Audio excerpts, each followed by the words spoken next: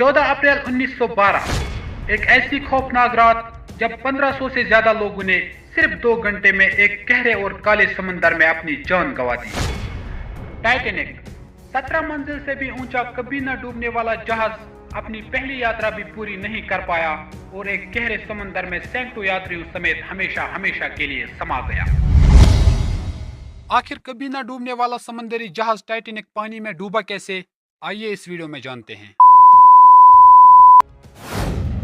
17 मंजिल से भी ऊंचा और 3 फुटबॉल मैदान जितना लंबा इस विशाल जहाज की कहानी की शुरुआत होती है 31 मार्च 1909 से। इस वक्त आयरलैंड के बेलफास्ट में the white star line company ने एक लग्जरी जहाज बनाना शुरू किया था। 3000 लोगों ने अपनी कड़ी मेहनत से इस जहाज को पूरी तरह से तैयार किया था।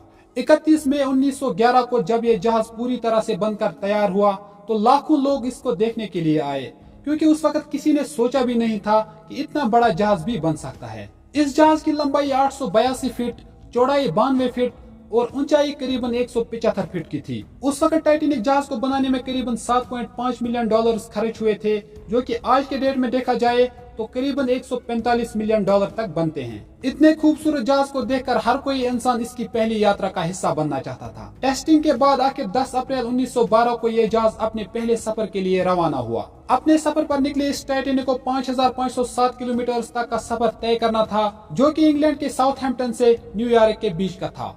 जब टाइटैनिक ने अपना पहला सफर शुरू किया तब इस जहाज में 908 क्रू मेंबर्स समेत 2230 पैसेंजर शामिल थे, जबकि यह जहाज 3500 से ज्यादा लोगों को एक साथ ले जा सकता था। साउथहैम्पटन से निकलने के बाद टाइटैनिक 42 किलोमीटर प्रति घंटा की रफ्तार से समंदर को चीरते हुए देर शाम शहपोर्ट पहुंचा और उसके बाद टाउन ऑफ न्यूयॉर्क के लिए रवाना हुआ। 4 दिनों तक टाइटैनिक बिना किसी परेशानी से अपनी मंजिल की ओर बढ़ता रहा, लेकिन अब कुछ ऐसा होने वाला था जो किसी ने भी नहीं सोचा था। दरअसल आगे बढ़ते हुए इस जहाज को सामने आइसबर्ग होने की चेतावनी मिली, लेकिन इस जहाज के कैप्टन एडवर्ड जॉन स्मिथ ने इस चेतावनी को नजरअंदाज कर दिया।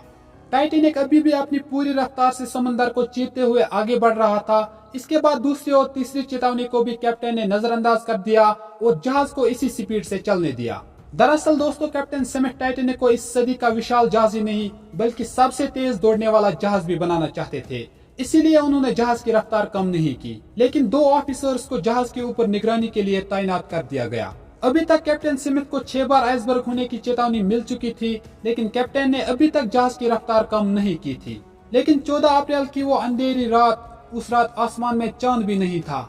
तड़ाके की सर्दी में दोनों क्रू मेंबर सितारों की रोशनी से आने वाली मुसीबत को देख रहे थे। सभी यात्री अपने अपने कंपार्टमेंट में सोए हुए थे।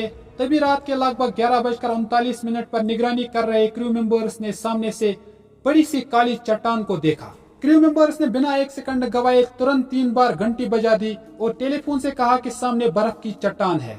यह सुनते ही ऑफिसर्स के होश तक उड़ गए और जहाज को तुरंत घुमाने की कोशिश की गई और जल्दबाजी में लिए गए इस फैसले की वजह से लगभग 11:40 पर टाइटैनिक का निचला हिस्सा आइसबर्ग से टकराता हुआ आगे बढ़ा। अचानक और एकदम से वो इस टकराव के चलते बर्फ की चट्टान ने टाइटैनिक का निचला हिस्सा इतनी बुरी तरह से चीर दिया कि जहाज के निचले हिस्से के 300 फीट तक के कील बाहर आ गए।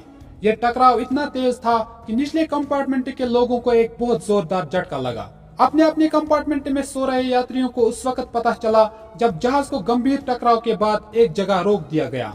हर तरफ अफरा तफरी थी, क्योंकि टकराव की वजह से जहाज में पानी भरना शुरू हो गया था। निचले कंपार्टमेंट में पानी आने की वजह से डर के मारे लोग ऊपर के कंपार्टमेंट्स में दाखिल होने लगे। तभी जहाज के डिजाइनर थॉमस एंड्रयूज ने कैप्टन से यह बात कही कि जहाज के 5 कंपार्टमेंट्स में पानी तेजी से भर चुका है और अब यह पानी धीरे धीरे ऊपर के कंपार्टमेंट्स में भरना शुरू हो जाएगा। इसलिए जहाज में मौजूद लाइफ बोट्स को निकाला गया। क्योंकि टाइटैनिक एक ऐसा जहाज था जो कभी डूब नहीं सकता था, इसलिए इस वक्त जहाज पर सिर्फ 20 लाइफ बोट्स ही मौजूद थी, जबकि इस जहाज पर 64 लाइफ बोट्स आ सकती थी। एक लाइफ बोट में 60 से 65 लोगों को बिठाया जा सकता था, लेकिन अफरा तफरी इतनी थी कि एक लाइफ बोट में सिर्फ 28 से 30 लोगों को बिठाया गया और उन्हें जाने दिया गया। हालांकि बाद में इस पर सवाल भी उठा कि आखिर क्यों जानबूझकर इतने लोगों की जान जाने दी गई, जबकि बहुत सारे लोगों को और भी बचाया जा सकता था। वो मंजर इतना दर्द भरा और भयानक था कि देखने वालों की रूह कांप गई। लोग इधर से उधर अपनी जान बचाने के लिए भाग रहे थे। वो चिल्ला रहे थे कि बस किसी भी तरह अपनी जान को बचाना चाहते थे, लेकिन कड़ाके की सर्दी और आंखें दिखा रहा समंदर उन्हें ये इजाजत नहीं दे रहा था।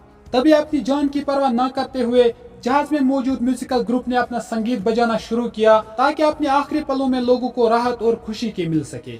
इस म्यूजिकल ग्रुप ने म्यूजिक को आखिरी सांस तक थमने नहीं दिया। अगर कोई मेंबर समंदर की आगोश में समा जाता था तो दूसरा मेंबर इस म्यूजिक को जारी रखता था। दूसरी तरफ जहाज के 5 कंपार्टमेंट्स में पानी भर चुका था, जिसकी वजह से जहाज का आगे का हिस्सा 10 डिग्री तक पानी में डूब गया और पीछे का हिस्सा ऊपर उठने लगा। और एक वक्त ऐसा आया जब जहाज 2 टुकड़ों में बंट गया। आगे का हिस्सा पूरी तरह से समंदर में समा गया, जबकि जहाज के पीछे का हिस्सा एक तेज झटके से पानी में जा गिरा। अब तक न जाने कितने लोग अपनी जान गंवा चुके थे, जबकि जो बच चुके थे वो मौत की तरफ बहुत तेजी से बढ़ रहे थे। सिर्फ 2 घंटे 40 मिनट में दुनिया का कभी न डूबने वाला जहाज टाइटैनिक अटलांटिक ओशन की गहराइयों में हमेशा हमेशा के लिए समा गया। लेकिन अभी कुछ लोग पानी में तैर कर अपनी जान बचाने की कोशिश में थे, लेकिन पानी का टेम्परेचर -2 डिग्री होने के कारण ये लोग भी कुछ ही मिनटों में अपनी जान गंवा बैठे। लगभग 2:20 तक ये जहाज समंदर की गहराइयों में हमेशा हमेशा के लिए समा गया। टाइटैनिक के डूब जाने के कुछ समय बाद ही जब एक बोट वहां पहुंची तो ज्यादातर लोग बर्फ की तरह जमे हुए नजर आए। इस दर्दनाक घटना में करीबन 1500 से ज्यादा लोगों ने अपनी जान गंवा दी, जबकि 710 लोगों को बचा लिया गया। टाइटैनिक के डूब जाने की कई तरह की थ्योरीज के बाद रिसर्चर्स ने यह पता लगाया कि टाइटैनिक के डूब जाने की वजह उसकी तेज रफ्तार थी। अटलांटिक ओशन की गहराई में 73 साल मेहनत करने के बाद आखिरकार 1 सितंबर 1985 को 12,600 फीट की गहराई में टाइटैनिक का मलबा पाया गया।